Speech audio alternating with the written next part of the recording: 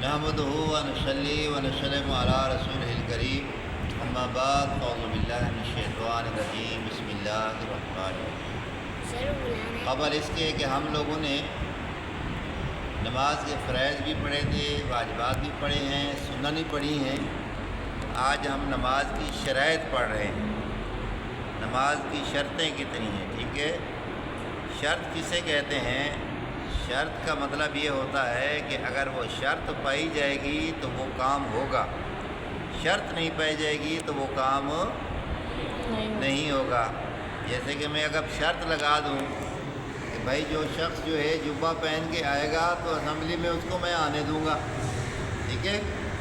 جس نے یونیفارم پہنا، اسکول والے یہی کہتے ہیں نا، جس کا یونیفارم مکمل ہوگا تو اس کو کلاس میں بٹھائیں گے، یہ شرط ہے ہماری۔ اگر جس کا یونیفارم ہی نہیں ہوگا تو اس کو ہم کلاس میں نہیں بٹھائیں گے۔ تو اسی طریقے سے اللہ تعالیٰ نے یعنی شریعت مطہرہ کے اندر یہ ایک شرط لگا دی ہے کہ یہ شرطیں پوری کرو گے تو نماز میں تم داخل ہو سکو گے۔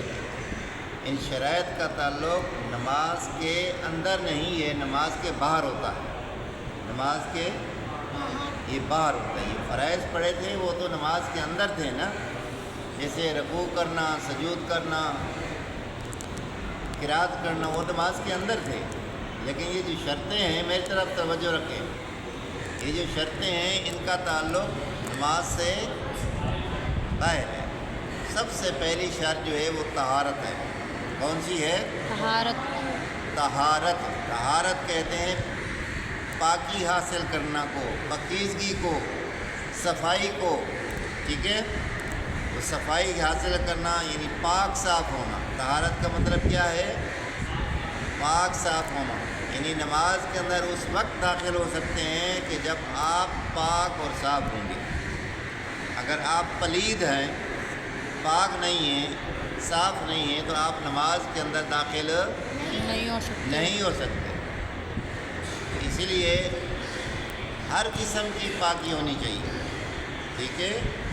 تو بڑے ہیں، بالغ ہیں، ان کو پتہ ہونا چاہیے، ان کو جو ہے ایک پاکیزگی حکمی ہوتی ہے، ایک ظاہری ہوتی ہے، ٹھیک ہے۔ تو تمام قسم کی پاکیزگیاں حاصل کرنے کے بعد آپ نماز میں داخل ہو سکتے ہیں۔ جس کے اوپر غسل واجب ہو جاتا ہے، فرض ہو جاتا ہے، اس کو غسل کرنا چاہیے۔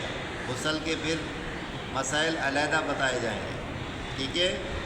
اور باقی اگر پاک صاف ہے تو اس کو وضو کرنا چاہیے۔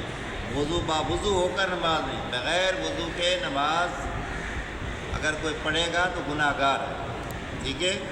اگر نماز کو ہلکا جان کے کوئی بغیر وضو کے پڑھتا ہے کہ کوئی نماز اتنی بڑی شان والی چیز نہیں ہے، بس ہم پڑھ لیں گے، تو اس میں نماز کی ہتک ہو گئی نا۔ نماز کو کم تر جانا، تو نماز کو کم تر جانا، اس طریقے سے وہ شخص جو ہے دائرہ اسلام سے خارج ہو جاتا ہے، ٹھیک ہے۔ اللہ تعالیٰ کے فرائض کو حقیر جاننے والا شخص جو ہے وہ دائرہ اسلام سے خارج ہو جاتا ہے۔ اس لیے کن کن چیزوں کا پاک ہونا چاہیے؟ ہمارے کپڑوں کا پاک ہونا چاہیے، کپڑے ہمارے پاک ہونے چاہیے، ٹھیک ہے۔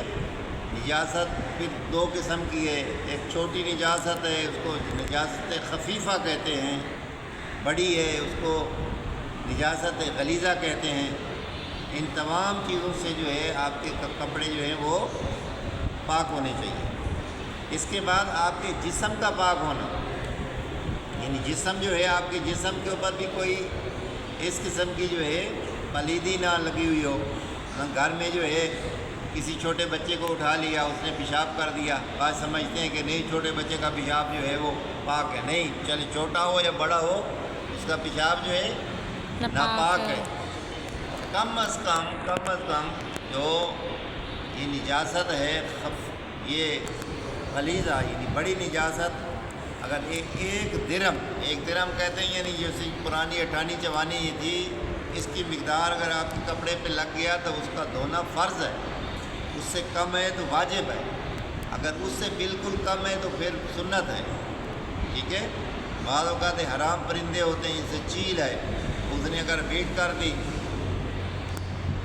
اگر وہ آپ کے اوپر لگ گئی ہے، اتنی لگ گئی ہے کہ 1 درہم کے برابر ہو گئی، یا آج کل مال مویشی آ رہے ہیں، ٹھیک ہے نا، مویشیوں کی گوبر لگ جاتی ہے، اب قربانی کا موسم ہے نا، تو گائے بھینسیں آ رہی ہیں، ان کے اندر جو ہے آپ لوگ گھس جاتے ہو، اور وہ پتہ چلے کہ اس نے پیشاب اس کا لگ گیا ہے یا اس کی گوبر لگ گئی ہے، اگر وہ گوبر آپ کی جو ہے اتنی لگ گئی ہے کہ آپ کے کپڑے کو یا جسم کو اس نے 1 درہم یعنی 1 اٹھانی کی مقدار اگر وہ اس پہ لگ گئی ہے تو آپ اس کا دھونا فرض ہے، اس کے ساتھ وضو کر کے نماز پڑھیں گے تو نماز آپ کی ہو جائے گی، نہیں ہوگی، نہیں ہوگی، نماز آپ کی نہیں ہوگی، ساتھ ساتھ بولو گے تو سمجھ آئے گی نا۔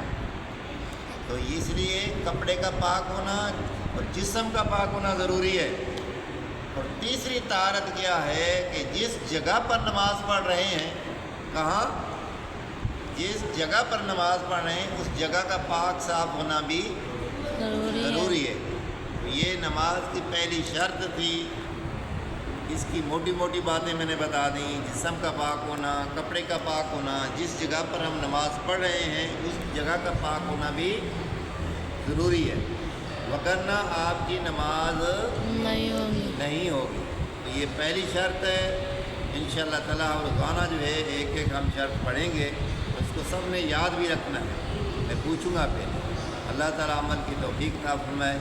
ربنا تقبل منا انک انت السمیع العلیم وتب علینا انک انت التواب الرحیم، وصلی اللہ تعالی علی خیر خلق نور عرش محمد وآلہ وصحبہ اجمعین برحمتک یا ارحم الراحمین۔